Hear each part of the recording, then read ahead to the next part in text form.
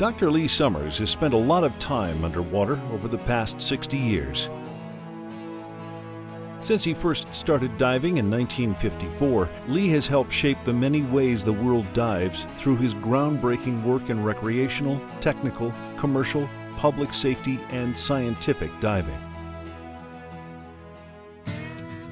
Lee was born in 1938 in Champaign-Urbana, Illinois, a city known more for its cornfields and university than for diving. But that didn't stop Lee. Despite being from a farming community, he was drawn to the underwater world. His family didn't have a lot of money, but his parents, and movies like Cousteau's The Silent World, The Frogman, Underwater Warrior, and Beneath the 12-Mile Reef, encouraged what would become his lifelong passion, diving. His mother encouraged him to join the Boy Scouts so he could learn to swim. And one year for his birthday, she saved enough money to buy him his first pair of fins, a pair of green Owen Churchills. Lee made his first free dive with his new fins in a flooded strip mine, and by all accounts, he's never really surfaced. When he was 16, Lee started lifeguarding at the local pool. His duties included cleaning the bottom of the pool, which he did with the help of an old Jack Brown full-face mask and surface-supplied air. In a stroke of luck, one of the pool's patrons introduced him to the aqualung and let him try it on for size.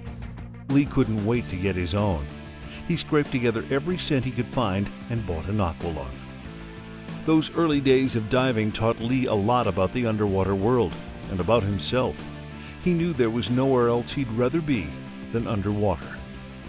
After high school, Lee spent a semester at college, but the siren call of diving lured him to Florida and warmer water.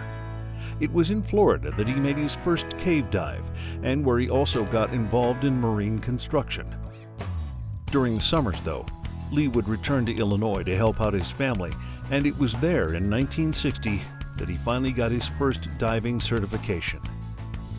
It was an instructor certification, earned in the very first instructor certification course given by the Illinois Council of Skin and Scuba Divers. This was the first of Lee's many professional dive training certifications. A self-described diving bum, Lee knew it was time to head back to school and enrolled in the University of Illinois. He helped cover his expenses by selling scuba equipment out of his home and by teaching scuba classes.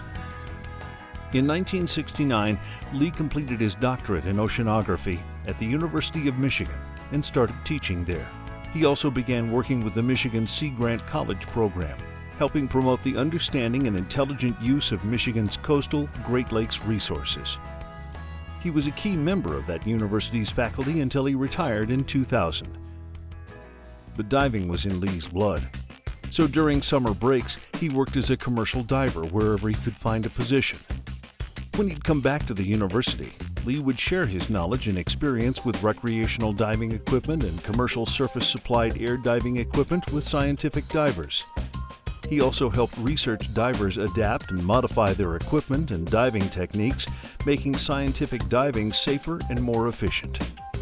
In 1970, Lee signed on as a geologist, diver, and cold weather equipment specialist for the James A. McInnes Foundation's first Arctic expedition. Afterward, Lee drew on his expedition experiences and years of diving in the cold waters of the Great Lakes to write a textbook for recreational and scientific divers called Cold Water and Under Ice Scuba Diving. The book was the comprehensive manual on this topic for many years. Never a fan of the textbooks available for his scuba classes, Lee put his fins where his mouth was and wrote the Research Diver's Manual, which was published in 1972. The book was a groundbreaking precursor to the NOAA Diving Manual. Lee knew that as much knowledge and experience as he had in diving then, there would always be more for him and other divers to learn and experience. 1972 was also the year that Lee established his hyperbaric research and underwater technology laboratory at the University of Michigan's College of Engineering.